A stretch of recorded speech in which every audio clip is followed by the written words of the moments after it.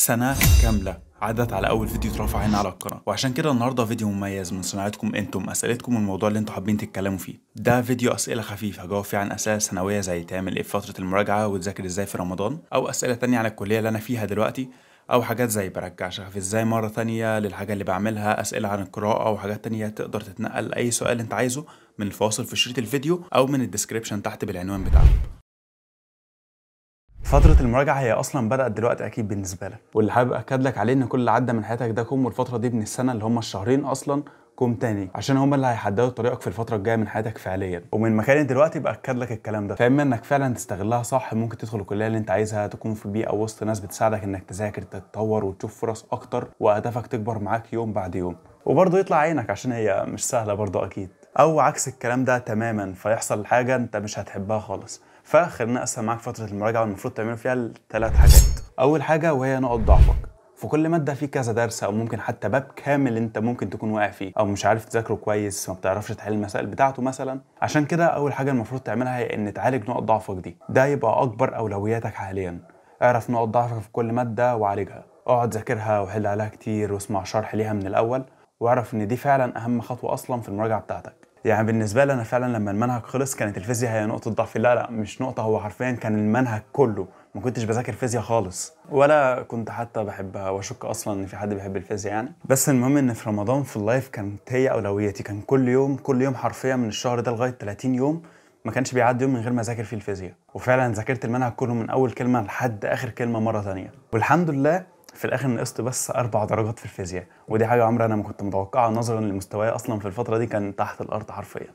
فاول حاجه انت المفروض تهتم بيها هي نقط ضعفك، عشان هي فعلا اما ترفعك فوق وتوصلك للحاجه اللي انت عايزها، واما تنزلك تحت الارض. وخليك فاكر ان كل اللي عدى عليك ده من اول السنه حاجه، والشهرين دول حاجه تانية، وبالذات رمضان. تاني حاجه بقى بعد ما تكون عالجت نقط ضعفك وخلصت كل الحاجات اللي انت واقع فيها، وهي ان تراجع المنهج كله مره تانية كقرايه سريعه، وكمان تلخصه بحيث انك تفتكره مره تانية. وفي الغالب الخطوه دي اصلا مش بتاخد وقت، عشان الحاجات اللي انت بتذاكرها دي حاجات انت عارفها كويس، بس الفكره انك بتراجع علشان تعرف اماكن كل حاجه بالظبط فين في الكتاب، عشان وانت بتحل سؤال لو في حاجه مثلا واقفه قدامك تكون عارف بالظبط فين مكانها في الكتاب او في الحاجه اللي انت ذاكرت منها، وترجع لها مره تانية بسرعه، وفي نفس الوقت تفتكر بسرعه الاجابه. فدي خطوه برضو مهمه جدا. تالت خطوه بقى وهي اهم اصلا من اللي انت ذاكرته طول السنه كلها، وهي انك تحل كتير جدا على كل درس في كل ماده، وخصوصا الحاجات الصعبه زي العضويه مثلا عشان تبقى سهله معاك، خصوصا ان 3/4 الامتحان بيبقى اصلا عضويه. في معظم المواد في المراجعه انا ما حليتش اكتر من كتابين بس، حاجه زي الانجليزي والكيمياء انا حليت فيهم حاجات بفضل طبعا الاساتذه بتاعتي. انا ما كنتش اتوقع ان انا كان ممكن احل كده، لدرجه ان انا لما دخلت الامتحان لقيت ان الامتحان اصلا اسهل من الكتب اللي انا كنت بحل فيها. فاللي عايز اقوله انك تحل كتير كتير قوي حرفيا على كل حرف انت خدته، وتغلط وتعرف الاجابه الصح.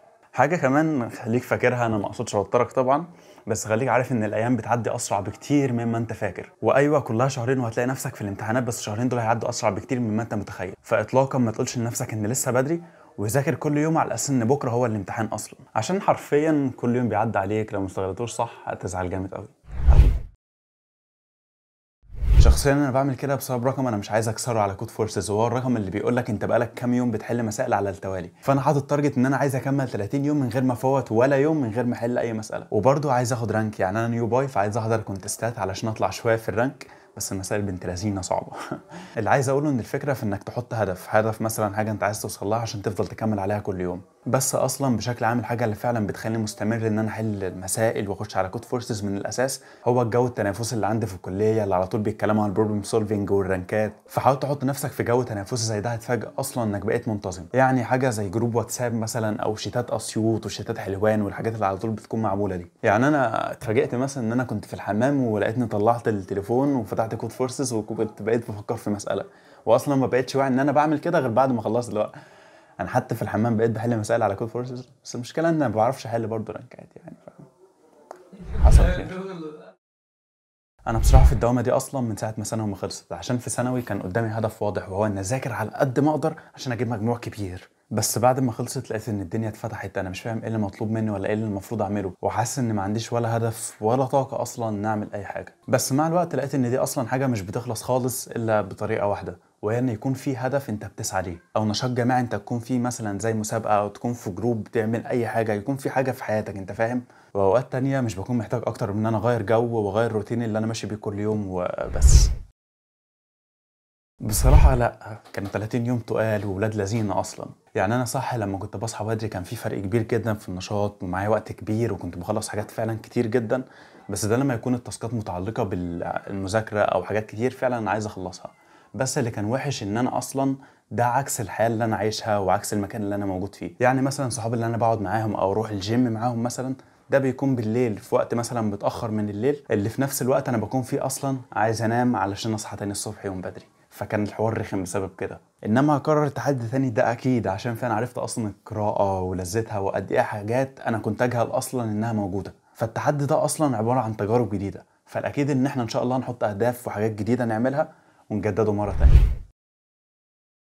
رمضان كان من اهم الشهور اللي عدت عليا في السنه، ويمكن كمان لو انا ما كنتش مشيت بالنظام اللي انا مشيت بيه ما كانش زماني ولا قاعد هنا ولا في الكليه اللي انا فيها دلوقتي. فبالنسبه لي هو فعلا كان المنقذ. لما دخل رمضان كان المدرسين خلاص بيشطبوا في المنهج وانا كان عليا حاجات كتير جدا مش عارفها، وفي نفس الوقت درجات امتحاناتي كانت حرفيا زباله. فاللي انا عملته فعلا هو اللي انا لسه متكلم عليه في اول الفيديو ده، حاولت اعالج نقط ضعفي وزي ما قلت ذاكرت الفيزياء من اول كلمه لغايه اخر كلمه وكل الكلام ده.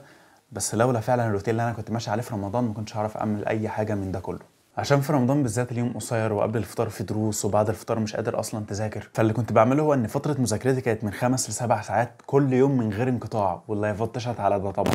يومي كان بيبدا من بعد الفطار بعد ما اكون كلت ولغايه الساعه 9 ما كنتش بعمل اي حاجه.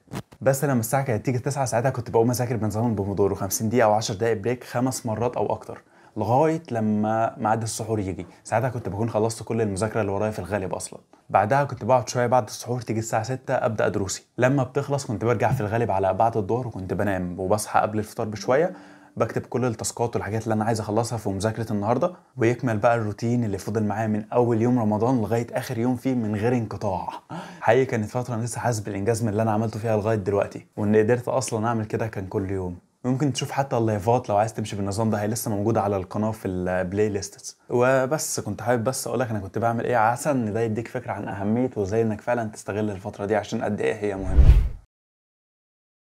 دي ممكن تكون أهم جملة أنا فعلا كنت محتاج أسمعها في شهر 5 مثلا، في الفترة اللي كل حاجة فيها بدأت تدخل في بعض وبدأت الأجواء تتشحن بالتوتر بسبب إن الامتحانات قد إيه بقت قريبة. وهي فعلا جملة بسيطة أنا ما أدركتش أهميتها غير بعد فوات الأوان، وهي ما تخليش آخر مادة في جدول الامتحانات تغفلك. ليه بقى؟ عشان انت هتذاكر المادة دي وتراجعها جامد قوي لغاية بداية الامتحانات مثلا، ومن بداية الامتحانات بين كل امتحانين اكيد هتذاكر المادة اللي عليها الدور، ومن بعد البداية بقى وبعد ما يعدي شهر وانت اصلا بتمتحن لغاية لما يجي دور المادة دي ويجي ميعاد امتحانها انت اصلا هتكون نسيتها وانت مش عارف انك نسيتها. فلو فعلا هقولك نصيحة تحت عنوان ما تغلطش غلطتي، فهي هتكون اهتم باخر مادتين عشان هيغفلوك. وفي اوقات الامتحانات اللي هو بين كل امتحانين حل اليوم على الاكثر نص امتحان بس.